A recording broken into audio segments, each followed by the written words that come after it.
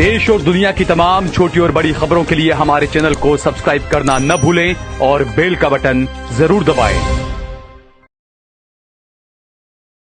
એઆઈસીસીના સેવાદળના રાષ્ટ્રીય અધ્યક્ષ લાલજીભાઈ દેસાઈની વિનંતી કરી સાવે અને પોતાનું વક્તવ્ય રજૂ કરે। લાલજીભાઈ દેસાઈ।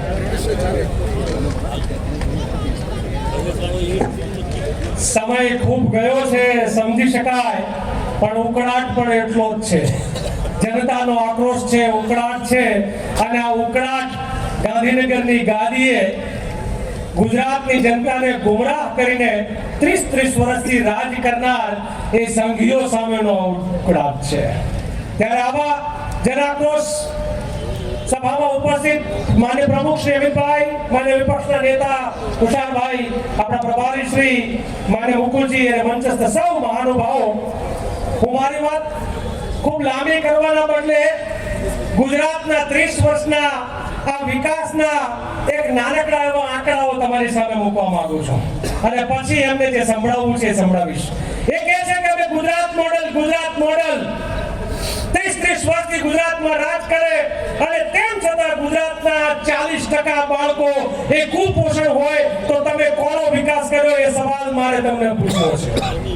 તમે કહો છો કે ગુજરાતનું મોડલ, તો ગુજરાતના 50% બાળકો એ ખાનગી શાળાઓમાં ભણે એટલે તમે શિક્ષણનો વેપાર કરી અને ગરીબોના બાળકોના અંગૂઠા કાપવાનો એકલવ્ય બનાવવાનો જે ધંધો આપ્યો છે એનો તમારે હિસાબ આપવાની જરૂર છે। તમે કહો છો ગુજરાતનો વિકાસ, ગુજરાત મોડલ નથી, મોદાણી મોડલ છે। મોદી, અદાણી અને અંબાણી એ ભેગા થઈને જે ધંધો કરે એને મોદાણી મોડલ કહેવાય। આ મોદાણી મોડલના કારણે મારા ગુજરાતના ખેડૂતોના ખેતરોમાં એના દિલ ઉપર જે છે એ અદાણીના થાંભલાઓ તમે નાખો છો। મારી બેન દીકરીને તમે ઢસડીને ખેંચી જાવ છો।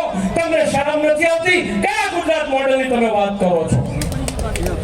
ગાંધીનગરની ગાદીએ બેઠેલા આ 161 ને તો હું નહીં કહું, પણ એમાંના મોટા ભાગના આંકડાઓ ગુજરાતના ગૌચર ચરી જાય છે અને એમ કહેવાની જરૂર છે કે તમે ગાય માતાના ગૌચર ચરી જાવ છો। તમારાથી તે મોટા આખલા કોણ છે ગુજરાતમાં? આ ગુજરાતના આ ભાઈ જિગ્નેશભાઈ હમણાં એપ્સ્ટીન ફાઇલની વાત કરતા હતા। આ મને અમેરિકા સુધી નથી જવું જિગ્નેશભાઈ, મારા નળિયાની અંદર એ ભારતીય જનતા પાર્ટીની શિબિરમાં એ પોતાના ગળામાં કાર્ડ આપી અને બેન દીકરી ઉપર જે બળાત્કાર કરનારા હતા એ આ સંઘીઓ ના ભાજપીઓ હતા, એટલે એને કહેવાય બળાત્કારી જનતા પાર્ટી। આવી બેન દીકરી ઉપર અને હું આંકડા આપીશ તમને મીડિયાના માધ્યમથી। ગુજરાતમાં રોજ બળાત્કાર કેટલા થાય છે એના આંકડા તમને મારે કહેવા છે। ક્યાં બેન દીકરીઓ સલામત છે ગુજરાતમાં? આપણી ગુજરાતની અંદર રોજે રોજ 6 થી 7 બળાત્કાર થાય છે। આ ગુજરાતમાં રોજ 25 આત્મહત્યાઓ થાય છે। આ ગુજરાતમાં રોજ 4 હત્યાઓ થાય છે। તમે ક્યાં ગુજરાતને સલામત? અને છતાંય પેલા નવમું નપાસ એમ કે છે કે ગુજરાત સલામત હાથોમાં છે। આ ગુજરાતના માલધારીઓ જે દૂધ પેદા કરે છે એ દૂધના ભાવોની સામે અને ખેડૂતો જે અનાજ પેદા કરે છે એ અનાજના સામે અત્યારે અમેરિકા સાથે થયેલી ડીલ મુજબ આપણે જ્યારે બહાર વેચવું હશે તો 18% એને ટેરિફ આપવું પડશે। અમેરિકાનો માલ એ ગુજરાતમાં આવશે ત્યારે એની ઉપર 0% ટેક્સ હશે। આ ટેરિફના કારણે ગુજરાતના ખેડૂતો, ગુજરાતના પશુપાલકો બરબાદ થશે। ત્યારે કયો ગુજરાતનો વિકાસ થશે? આ સવાલ એ લોકોને પૂછવો છે। આટલેથી અટકી નથી જતું, 1 લાખ મકાનો ડિમોલિશન થવાનું છે। અમારા ગુજરાતના ગરીબો કે જેને 2 પેઢી સુધી પરસેવો પાડી, કેશવનગરના ઠાકોર હોય કે ઓઢવના રબારી હોય કે પ્રીતમનગર કે આંબાવાડી વિસ્તારના લોકો હોય કે અંબાજીના હોય કે દ્વારકાના હોય, 2 પેઢી પરસેવો પાડે છે ત્યારે એક રહેવા માટેનું મકાન બને છે। તમને લાખ શરમ નથી આવતી કે ગરીબોના ઘર ઉપર તમે બુલડોઝર ફેરવો છો? તમારું કામ તો ગુજરાતના લોકોને રહેવા માટેનું ઘર આપવાનું હોય, એના બદલે તમે એ બુલડોઝરથી ઘર તોડો છો, એમના સપનાઓ તોડો છો। તમને શરમ આવવી જોઈએ કે તમે માત્ર ને માત્ર પ્રચારથી। અને મારે એક વાતનો મને આનંદ અને ઉત્સાહ એ કે તમે બજાર માંડીને બેઠા છો, ભારતીય જનતા પાર્ટીના લોકો તમે બજાર માંડીને બેઠા છો। તમે બધું જ ખરીદો છો, એ ધારાસભ્યો ખરીદો છો, જિલ્લા પંચાયતો ખરીદો છો, સંસદમાં પણ તમે ખરીદી ગાડી કરો હકીકત એવી છે કે અહીંથી જે કાયરતા અનુભવે ને તમારા ભેગા આવે તો ભલે આવે, પણ આ મંચ હોય તો ઓડિયન્સ હોય. ગુજરાતમાં કોંગ્રેસીઓ ક્યારે ખૂટવાના નથી, ખૂટ્યા નથી. ઘેર ઘેર ને ગામો ગામ. મને અમિતભાઈ ભરતભાઈ હમણાં મુકુલજી એક ભાજપના બહુ જ મોટા નેતા મળ્યા, પૂર્વ મહાસચિવ. એમણે કીધું હવે ભાજપના નેતાઓ આપણને કહે છે એ કોંગ્રેસીઓ તમે થોડા આક્રમક બનો, તમારા 35% મત તો ગામડામાં એમ છે, અમે લોકો મથી થયા ભાગ્યા પણ તમારા મત તૂટતા નથી. કોંગ્રેસ સાથે જોડાયેલા લોકો આજે પણ અકબંધ છે. આપણે માત્ર એના ઘર સુધી પહોંચવાની જરૂર છે.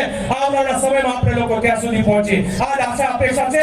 સાથે સાથે મારે જે કહેવું છે, ગુજરાતમાં રોજ 3 લાખ કરોડનું દારૂ ને ડ્રગ્સ આવે છે. આના હપ્તા ક્યાં જાય છે? આના હપ્તા કમલમમાં જાય છે, અને કમલમ વાળા એ પૈસા જે છે એ ચૂંટણીના પ્રચારમાં ખર્ચે છે. આ દારૂ અને ડ્રગ્સના રોજના જે હપ્તાઓ છે એની સામેની લડાઈઓ મારી બેન દીકરીઓ અને યુથ કોંગ્રેસ હોય કે એનએસયુઆઈ હોય કે ભાઈ જિગ્નેશ જે છે એનું નેતૃત્વ લેતા હોય ત્યારે આપણે લડવાની જરૂર છે.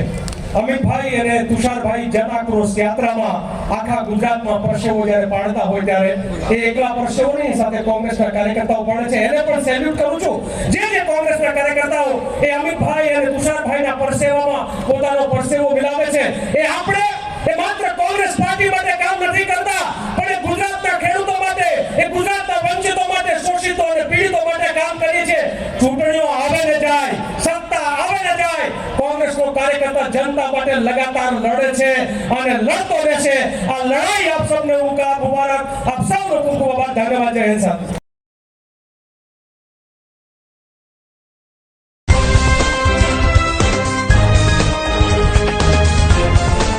देश और दुनिया की तमाम छोटी और बड़ी खबरों के लिए हमारे चैनल को सब्सक्राइब करना न भूलें और बेल का बटन जरूर दबाएं।